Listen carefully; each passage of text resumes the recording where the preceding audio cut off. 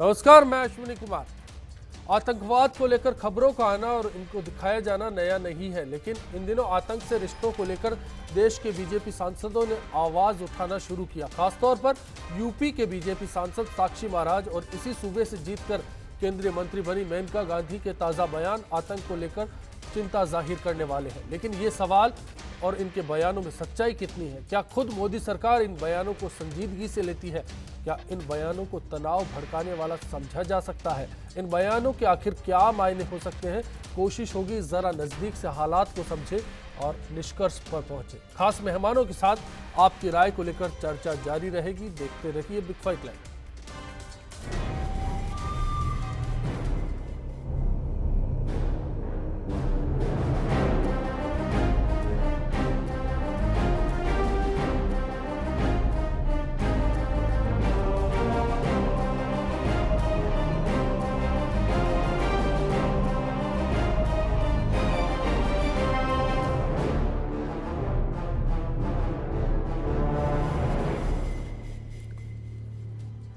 Big fight में आज के इशू पर चर्चा के लिए इस वक्त स्टूडियो में खास मेहमान हमारे साथ मौजूद हैं। बीजेपी नेता एम सादिक खान साहब हमारे साथ हैं, कांग्रेस नेता खानू खान साहब हमारे साथ हैं, एडवोकेट मोहम्मद रफीक साहब हमारे साथ हैं, उर्दू एकेडमी के पूर्व चेयरमैन हबीबुर नियाजी साहब इस बातचीत के दौरान हमारे साथ होंगे।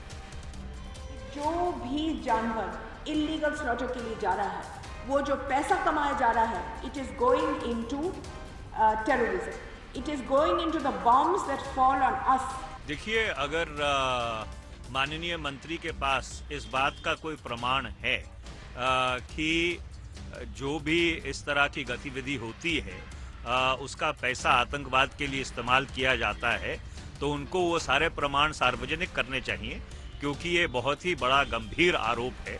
और ऐसा आरोप अगर संघ का कोई मंत्री लगाए तो उसके जो सारे प्रमाण हैं उनको सार्वजनिक तौर पर जनता के सामने रखना चाहिए। बगैर किसी सबूत के, बगैर किसी बैकग्राउंड के इस तरह की बातें करना, मैं समझता हूँ कि मेनका गांधी को उचित नहीं है।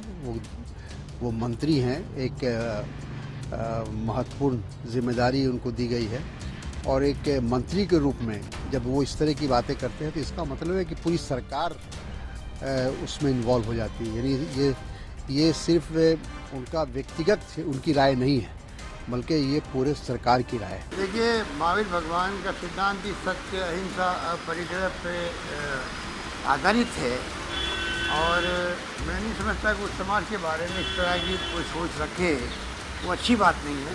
मैं तो इसको अनफॉर्चुनेट मानता हूँ, और मेरा मानना है कि ऐसी बात किसी को कहनी नहीं चाहिए। केंद्रीय मंत्री का ये जो बयान है वो बहुत ही दुर्भाग्यपूर्ण है, और एक समाज और धर्म विशेष के प्रति उनकी इतनी हल्की टिप्पणी मैं समझता हूँ एक मंत्री के लिए शोभा नहीं देती है। पहले बात मेनका गांधी की करेंगे, जिनको लेकर राय तो आप मोटी मोटी सुन सकें। सादिक साहब, सबसे पहले मैं आपसे मुखातिब होना चाहूँगा, आपकी राय मैं आप जानना चाहूँगा कि मेनका गांधी ने जो कुछ जयपुर में कहा, पार्टी संगठन बीजेपी इस बात से कितना इत्तेफाक रखती है? देखिए, मैं एक बात सबसे पहले क्लियर करना चाहूँगा कि मेनका गांधी जी ने जो भी ये बयान दिया है, ये उनका एक निजी बयान हो सकता है, पार्टी की इससे कोई इत्तेफाक राय नहीं है, और ना ही ये कोई सरकार का बयान है। उन्होंने अपने लेवल पर कोई बयान जारी किया है, और पार्टी इससे बिल्कुल इत्तेफाक रखती नहीं है, और ना पार्टी का ऐसा कोई सोच है। जी सादिक साहब, लेकिन एक बड़ा सवाल खड़ा होता है, अगर कल मेनका गांधी ऐसा बोलकर गई तो आपको नहीं लगता कि कहीं ना कहीं इस बात को लेकर अगर बीजेपी की कोई राय है तो वो कल ही सामने आ जानी चाहिए थी, संगठन को आगे बोलना चाहिए कि केंद्रीय मंत्री हमारी थी, हो सकता है मुख्यमंत्री से निजी मुलाकात उनकी रही हो, लेकिन जो उनकी राय रही सार्वजनिक मंच पर, वो उस बात से हम इत्तेफाक नहीं रखते? देखिए, बीजेपी की ऐसी कोई राय नहीं है। बीजेपी तो पूरी माइनॉरिटी को साथ लेके चलना चाह रही है, और इसका प्रबल उदाहरण देख रहे हैं जम्मू कश्मीर में जो सैलाब, जो फ्लड जो आया हुआ है। आप देखिए, हमारे प्रधानमंत्री जी ने खुद का जन्मदिन मनाने से मना कर दिया, बल्कि उस दिन 17 तारीख को हमने धन संग्रह का एक कार्यक्रम आयोजित किया है जो पूरे मुल्क में चलाया जाएगा, और वो सारा पैसा जम्मू और कश्मीर में फ्लड रिलीफ के काम में आएगा। वहाँ कोई ये मसला नहीं है कि ये कोई मुस्लिम है या कोई नॉन मुस्लिम है या सिख है या गैर मुस्लिम है या हिंदू है। जी, मोदी जी सभी को एक साथ लेकर चलना चाह रहे हैं, और उसमें पूरा माइनॉरिटी उनके साथ है और वो माइनॉरिटी के साथ हैं। मैं नियाजी साहब आपके इससे मुखातिब होना चाहूंगा। आतंक को फंडिंग के रास्ते क्या बदल गए हैं, इसको किस तरह से समझा जाए? इस बयान को क्या इस तरह से समझा जा सकता है इसको कि अगर इलीगल अगर कहीं से मांस की बिक्री हो रही है, भारत से एक्सपोर्ट हो रहा है, राजस्थान का जिक्र किया खास तौर पर, हिरण तीतर की बात की उन्होंने, तो अब इस बात का कहीं कोई सच्चाई हो सकती है, कहीं कोई जुड़ाव हो सकता है? देखिए, अगर सच्चाई है तो सबसे पहले तो उनको सबूत देना चाहिए कि ये ऐसा हो रहा है, फंडिंग हो रही है और ये तीतर बटेर इनका गोश्त जो है उनको बेच के आतंकवाद में पैसा लग रहा है। ये तो मेनका गांधी का और उनके लड़के का वरुण का शुरू से ये है कि वो इस किस्म के बयानात देते हैं ताकि वो प्रसिद्धि हासिल कर सकें। लेकिन एक चीज़ यहाँ के लोगों को, नेताओं को ये समझ लेनी चाहिए कि भारत जो है वो एक जमहूरी मुल्क है। यहाँ सभी धर्मों का एहतराम और उसमें जो उनको हमारे संविधान में उनको जो सहूलियात दी गई हैं उनका पाबंद हैं वो कि वो हमें दें। ऐसी बातें करना, इससे सिर्फ मुल्क को नुकसान होगा। और मैं तो ये समझता हूँ कि ये जो मोदी जी का जो अभी सादिक साहब ने कहा कि सबको लेके साथ में चल रहे हैं, तो ये तो इसका ही विरोध है, क्योंकि वो मोदी जी तो साथ में लेके चल रहे हैं लेकिन उनके मंत्री ऐसे बयानात दे के मुसलमानों में असुरक्षा या अक़लियती तबके में असुरक्षा फैला रहे हैं। ये कहाँ तक सही है?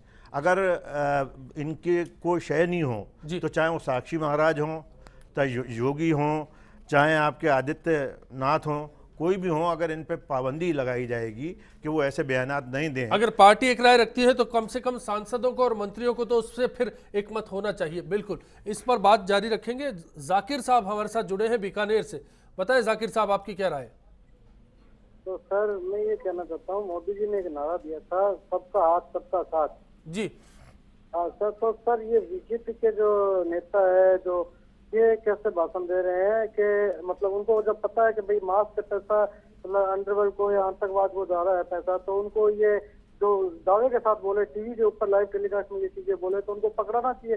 ये आदमी करा जो बोलता है तो उसको पता भी होगा कि ये चीज ऐसी हो रही है, चित्र के बदले में बोल रहे हैं। ये तो बीजेपी के 4-5 कैंडिडेट हैं जो साधु निश्चित तौर पर बिल्कुल जैसा नियाजी साहब ने कहा वही बात फिर आगे। जाकिर साहब, आपका बिग फाइट से जुड़ने के लिए शुक्रिया। सादिक साहब, जवाब देना चाहेंगे आप कुछ?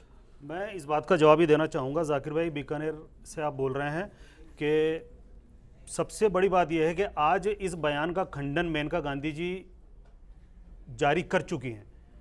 उन्होंने साफ लफ्ज़ों में कहा है कि मेरे बयान को मीडिया ने किस तरीके से पेश किया है मुझे इस बारे में इल्म नहीं है, और जब उन्होंने खंडन इसका जारी कर दिया है तो जाहिर सी बात है कि ये मसला मेरे ख्याल में ख़त्म हो जाना चाहिए। और जहाँ तक मोदी जी ने इसको साथ लेकर, खान साहब आप शायद इत्तेफाक नहीं रख रहे, नियाजी साहब के पास भी मैं आऊँगा। मैं ये कह रहा हूँ कि अभी सादिक साहब ने ये कहा कि ये मेनका गांधी का ज़ाती बयान हो सकता है जी, ये सरकार का बयान नहीं है। तो अगर सरकार का बयान नहीं है तो इसका खंडन क्यों नहीं करती?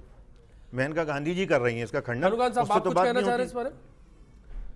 देखिए सादिक भाई, वो भाषा बोल रहे हैं जो ये बोलना नहीं चाहते हैं। मेनका गांधी वो बौखलाहट बोलना चाह रही है जो इसके अपने मंत्री को और बेटे को मंत्री नहीं बनाना और खुद मंत्री बन जाना, और इस तरह का विवादास्पद बयान देख करके मीट के गोश्त के धंधे में अगर मुसलमान पैसा कमाते तो अगर इसमें पैसा ही नजर आता तो दूसरे मजहब के लोग भी इसे धंधा करते। ये नो प्रॉफिट का जो धंधा वो जो लोग करते हैं, लेकिन हिंदुस्तान के कहीं पर भी आज तक ऐसा कोई व्यक्ति, इस तरह का धंधा करने वाला कोई व्यक्ति नहीं पाया गया। और दूसरा, ये जिस तरह के जो एक पार्लियामेंट मेंबर कहते हैं, मुझे शर्म आती है उस पार्लियामेंट का नाम लेने पे, जो महाराज है, कि वो कहते हैं कि मदरसों के अंदर शिक्षा दी जाती है। पिछले गवर्नमेंट भारतीय जनता पार्टी की थी, भैरू सिंह जी का शासन था, मदरसों पे इल्जाम लगाए गए थे, और राजस्थान की जो CID-CBI ने जांच की और राजस्थान की CID-CBI ने सर्टिफिकेट दिया कि कोई भी आतंकवाद राजस्थान के मदरसे में नहीं पाया गया।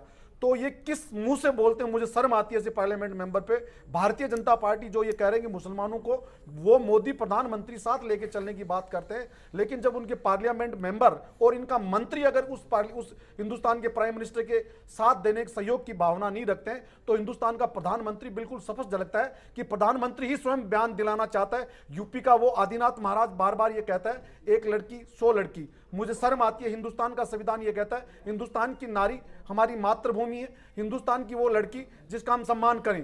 कौन गलत काम करता है हिंदुस्तान के संविधान से? मैं आपके पास बड़ा है ना ये दूसरा बड़ा है। लेकिन मेनका गांधी को इस चीज पे माफी मांगनी चाहिए, जैनिज्म से और अल्पसंख्यक जो माइनॉरिटी के लोग। रफीक साहब, मैं आपकी राय जानना चाहूंगा, इस तरह के बयानात का मतलब क्या निकालते हैं आप? आपके हिसाब से क्या मतलब है आज के वक्त में अगर कोई मंत्री, केंद्रीय मंत्री इस तरह का बयान दे, कोई सांसद इस तरह का बयान दे? मेरे हिसाब से तो ये उनके दिमाग के दिवालियापन की निशानी है। क्यों कि अगर अपने को अगर अपना शरीर तंदुरुस्त रखना है तो अपना बॉडी का हर पार्ट तंदुरुस्त रखना पड़ेगा। इसी तरह अपने अगर देश को आगे बढ़ाना है तो हर जात धर्म को साथ लेके चलना पड़ेगा। मेरा तो ये मानना है कि इस तरह के व्यक्ति को न तो चुनाव में टिकट दिया जाए, अगर कोई व्यक्ति बोलता है किसी भी पार्टी का, किसी भी धर्म का, तो उसको आपराधिक कृत्य बनाकर उसके खिलाफ कार्रवाई की जानी चाहिए। ये सवाल बार बार उठता जा रहा है सादिक साहब की पार्टी की ओर से अगर किसी तरह का कोई बयान है तो स्पष्ट साफ तौर पर जारी क्यों नहीं किया जाता? क्यों पार्टी एक राय सार्वजनिक मंच पर आकर बोलती, अगर कोई सांसद इस तरह का बयान देता है हम कार्रवाई करेंगे, और इस सांसद से या इस मंत्री से जो राय दी गई है वो उनकी निजी है?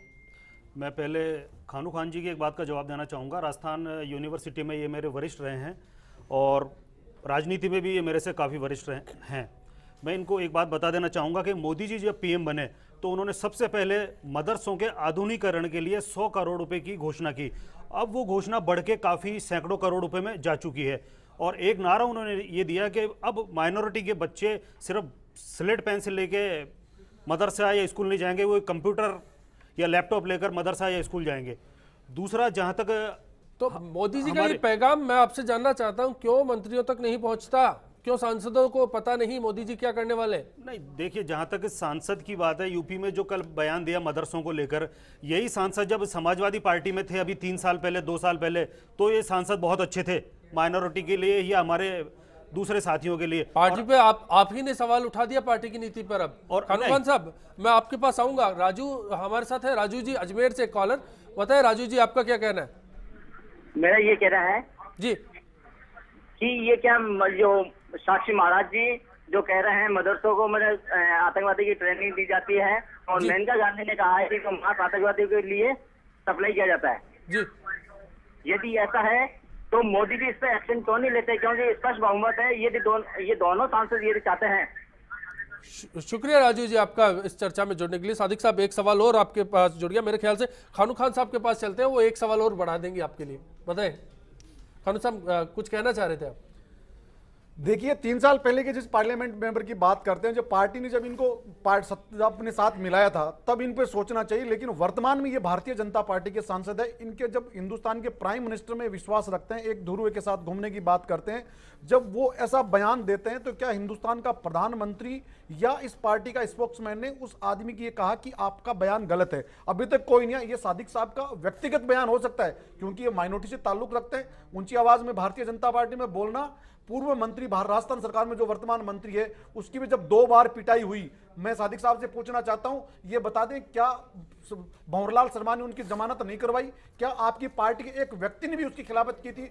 तो वो तो जब राजस्थान के जब कैबिनेट मंत्री की पिटाई हो सकती है तो ये तो हिंदुस्तान का आम मुसलमान। सादिक साहब, ये एक बड़ा सवाल है। बीजेपी अगर अल्पसंख्यकों की रहनुमा बनना चाहती है तो भरोसा कायम करना होगा, लेकिन ये भरोसा कैसे कायम होगा? देखिए, राजस्थान की अगर आप माइनॉरिटी की बात करना चाहेंगे तो मैं बहुत अच्छी एक बात बताना चाहूँगा कि राजस्थान में सिर्फ 2 विधायक हैं माइनॉरिटी के, और वो दोनों भारतीय जनता पार्टी से हैं।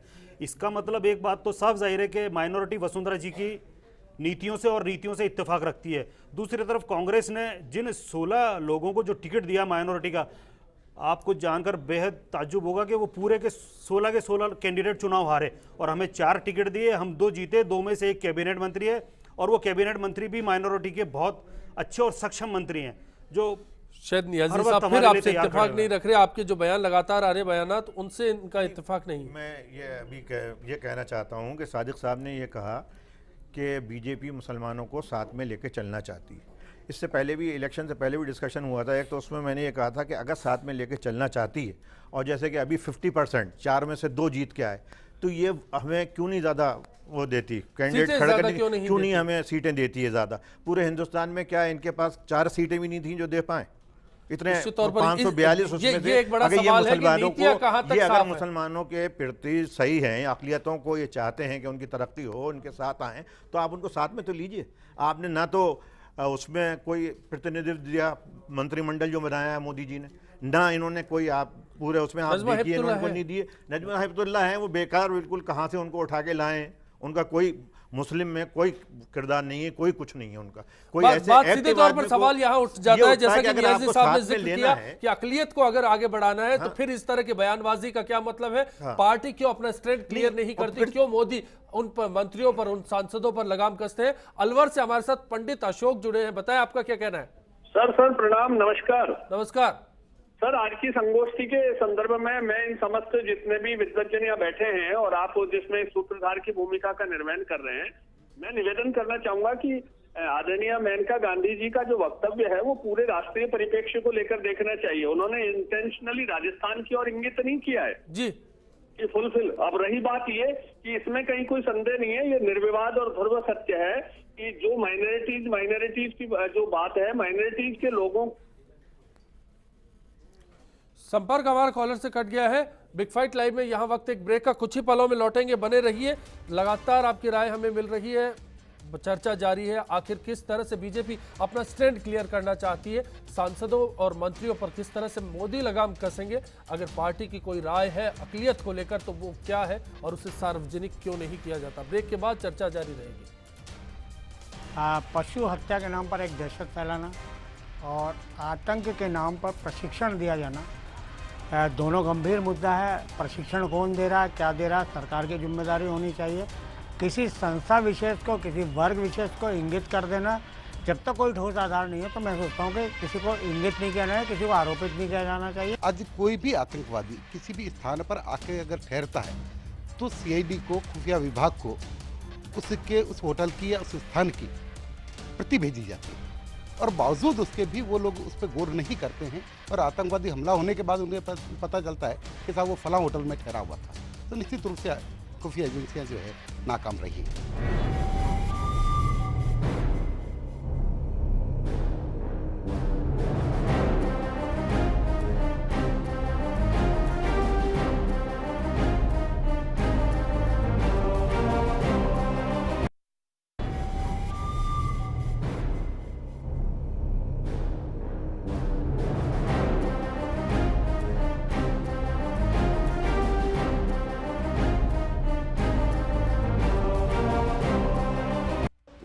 आतंकवाद की शिक्षा दी जाती है।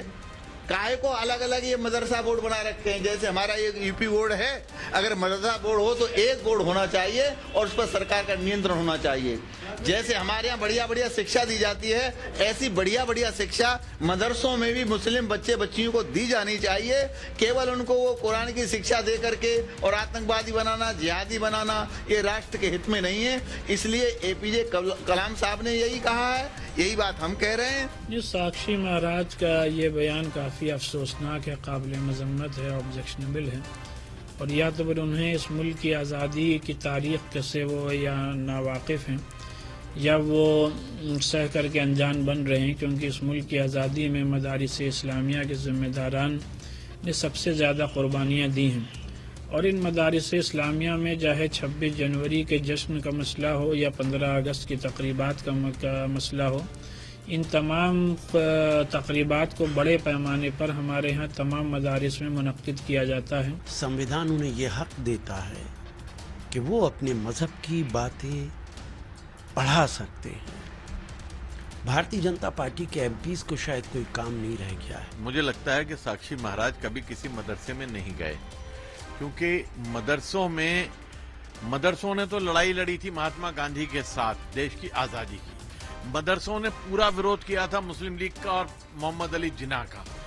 मदरसों में जिस तरह से झंडा लहराया जाता है, मैं दुख के साथ कहना चाहूंगा कि शायद आरएसएस के दफ्तरों में नहीं लहराया जाता, वहां पे भगवा झंडा लहराया जाता है 15 अगस्त को। पिछले 100 दिन में अगर आपने देखा होगा, भारतीय जनता पार्टी की तरफ से, इनके सांसदों की तरफ से, इनके नेताओं की तरफ से सिर्फ ऐसे बयान आए हैं जिन्होंने सांप्रदायिक तनाव को बढ़ाया है और उसके साथ साथ इस देश में धार्मिक ध्रुवीकरण का जो षड्यंत्र है उसको पूरा करने की चेष्टा की।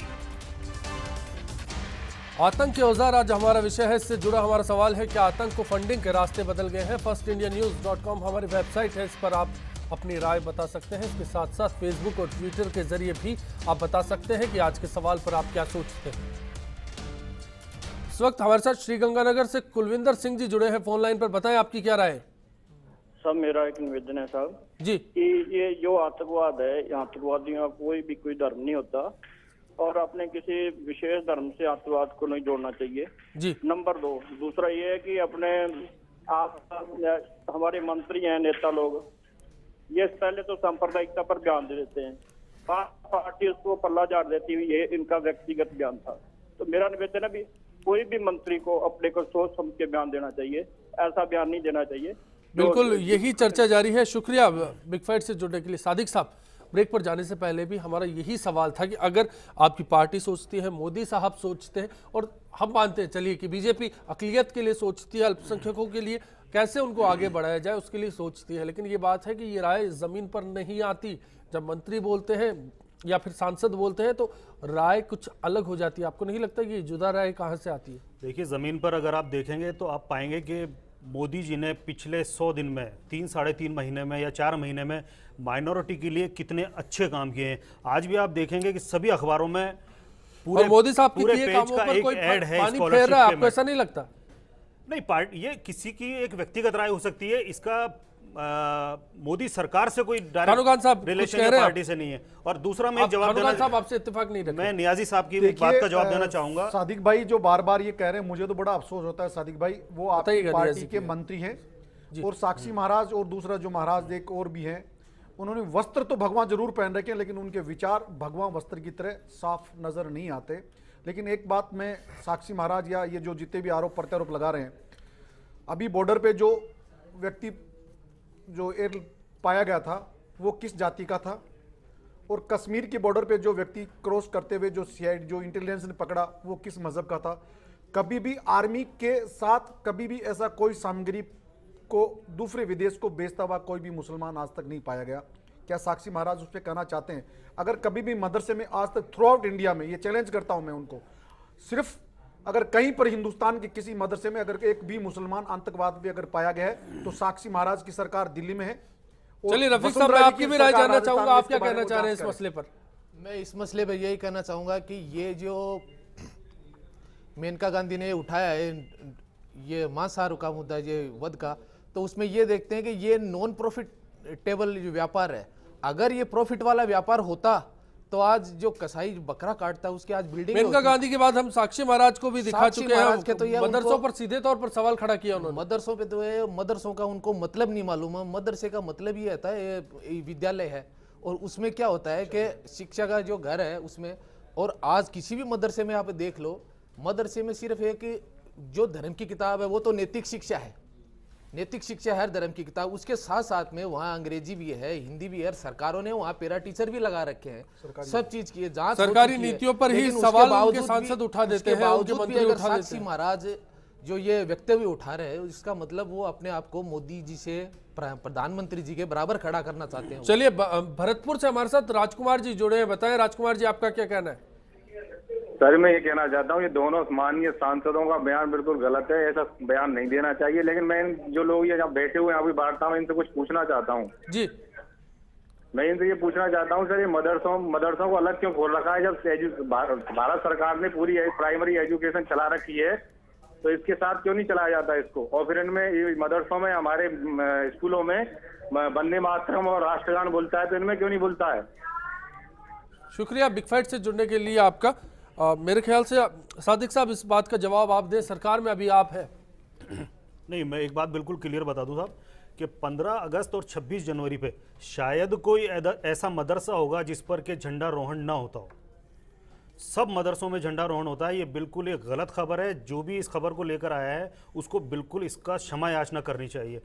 और जहाँ तक मदरसों को खोलने की बात है, ये पिछले 60-70 साल से नहीं बल्कि 100-150 साल से मदरसे हमारे देश में अस्तित्व में हैं। यहाँ सिर्फ दीनी तालीम नहीं दी जाती, यहाँ कंप्यूटर शिक्षा भी दी जाती है। दूसरे जो हमारे और जो सब्जेक्ट्स हैं उनकी भी शिक्षा दी जाती है। आपको नहीं लगता कि इस बात की तालीम पार्टी के अंदर भी दी जानी चाहिए कि फिर मदरसों में किस तरह से काम होता है? नियाजी साहब, मैं आपके पास आऊँगा, आपका रुख करूँगा। मैं आपसे जानना चाहता हूँ कि अगर इस तरह का सांसद या जिम्मेदार पद पर बैठा कोई शख्स बयान देता है, आपको नहीं लगता कि अगर वो बयान इस तरह का देता है तो सरकार को मान लेना चाहिए कि उनका इंटेलिजेंस कमजोर है और उनके सांसद, उनके मंत्री इस तरह के बयान देते हैं तो फिर उन पर भरोसा करे सरकार या फिर अपनी खुफिया एजेंसियों पर? ये तो जाहिर है कि तो सरकार की ही कमजोरी है जो ये लोग बयान दे रहे हैं। और अभी क्यों ये बयानात जो है इन दिनों में, ये जो 100 साल का सादिक साहब कह रहे हैं 100 दिन का, कि ये 100 दिन हुए हैं उनमें ऐसे बयानात आने लगे। अगर इन पे लगाम नहीं लगाई जाएगी तो इसी तरीके से आते रहेंगे। पहले इंटेलिजेंस के, जहाँ तक मदरसों की बात है, मदरसों में ये लोग मदरसों का मतलब ही नहीं समझते हैं जो मदरसों में बहस कर रहे हैं। साक्षी महाराज का मुझे नहीं मालूम कि इनकी शिक्षा कितनी है, ये शिक्षा पे सवाल उठा रहे हैं कि वहाँ ये शिक्षा दी जाती, तो इनकी शिक्षा कितनी है खुद साक्षी महाराज की ये नहीं मालूम, क्योंकि ये शिक्षा के बारे में नहीं जानते। मदरसों में कुछ भी नहीं है, मदरसों में जो शिक्षा दी जाती है अगर वो ये शिक्षा समझ लें तो आज ये जो लोग उठा रहे हैं लव जिहाद, ये सारा अपने आप हल हो जाएगा। वहाँ नैतिकता का पाठ पढ़ाया जाता है, अखलाकियात पे शिक्षा दी जाती है। जब बच्चों को ये मालूम होगा कि भाई ये किस तरीके से है और ऐसी शादियाँ करना उनके क्या नुकसानात हैं और उनसे क्या उनको हासिल होगा, जब ये चीज़ें उनको मालूम होंगी तभी तो ये चीज़ें आपको क्या लगता है आज के दौर में अगर इस तरह के बयान, और यूपी के सांसद खासतौर पर योगी आदित्यनाथ यूपी से, गोरखपुर से, उन्नाव से, जो साक्षी महाराज है और उसके बाद मेनका गांधी, तीनों के जो बयान है, आपको क्या लगता है क्या राय हो सकती है? बात ऐसा है आज के दौर में क्यों आ रहे हैं? ये यूपी को इन्होंने इसलिए बनाया है कि यूपी में अक़लियती फ़िरक़े के लोग ज़्यादा हैं, तो वहाँ ये तीनों जो सांसद हैं ये वहाँ की फ़िज़ा को बिगाड़ना चाहते हैं और वहाँ पर मोदी जी को ये एक तरीके से मैं ये कहूँगा फेल करना चाहते हैं। अगर मोदी जी यूपी में फेल होते हैं या जो भी पार्टी यूपी में फेल होती है तो आप समझ लीजिए कि हिंदुस्तान में उसका राज सबसे बड़ा अभी जो पूरा सरकार बनी है वो सिर्फ यूपी की वजह से बनी है, क्योंकि 80 में से 73 सांसद यूपी के हैं। अगर यूपी में ये बिखराव पैदा कर देंगे और ये इस तरीके से कर देंगे तो जाहिर है कि मोदी जी अभी तो आ गए हैं 5 साल के लिए, अगले 5 साल में क्या होगा, आगे क्या सूरत हाल होगा, ये एक सवाल हो जाता है। उनको नुकसान पहुंचा रहे हैं जी। रियाज जाफरी साहब हमारे साथ ब्यावर से जुड़े हैं, बताएं रियाज साहब आपका क्या कहना है? हाँ नमस्कार साहब, सलाम अलैकुम। नमस्कार। हाँ साहब, मैं ये कह रहा था कि सानिया मिर्जा, डॉक्टर जाकिर हुसैन, मोहम्मद अजहरुद्दीन, ये सभी मदरसों से पढ़ के निकले हैं और मदरसों में जो है राष्ट्रवादी शिक्षा दी जाती है, धर्म के साथ साथ, कुरान के साथ साथ राष्ट्रवादी शिक्षा दी जाती है। और हमारे मौलाना जो है धर्मगुरु, उनमें ये कमी है साहब कि ये जो साक्षी महाराज जैसे लोग हैं उनका ये मुंह बंद नहीं करते, उनको बताते नहीं कि मदरसे में क्या शिक्षा दी जाती है। जी शुक्रिया रियाज साहब, एक बड़ी राय हमारे सामने आई, चर्चा जारी रखेंगे, यहाँ रुकेंगे एक और छोटे से ब्रेक के लिए, कुछ ही पलों में लौटेंगे, बने रहिए आप बिग फाइट के साथ। मेनका गांधी जी ने कहा था कि पशुओं के वध से बहुत सारा पैसा पैदा होता है और वो आतंकवाद में काम आता है। जितने भी खोटे काम करने वाले लोग हैं, इन खोटे काम करने वालों लोगों से जितने भी आतंकवादी हैं चौथ वसूल करते हैं और कुछ लोग धार्मिक भावना भड़का करके इन लोगों आतंकवादियों तक पैसा पहुंचाते। तो क्या जिस प्रकार से की जा रही है मदरसों को आड़ में लेकर के, और खुफिया एजेंसी आए दिन जिस प्रकार से रिपोर्ट दे रही है, उसमें कहीं भी इस प्रकार का वो नहीं आ रहा है, जो कि गलत है। मंत्री जो भी टिप्पणी करते हैं समाज विशेष के ऊपर, वो लगभग सत्य है। जितने भी देश में आतंकवादी घटनाएं होती हैं या उससे संबंधित जितनी भी देशद्रोही घटना होती हैं, उस देश में रहने वाला एक व्यक्ति विशेष नहीं, एक समाज विशेष ही उसमें ज़्यादातर लिप्त पाया जाता है।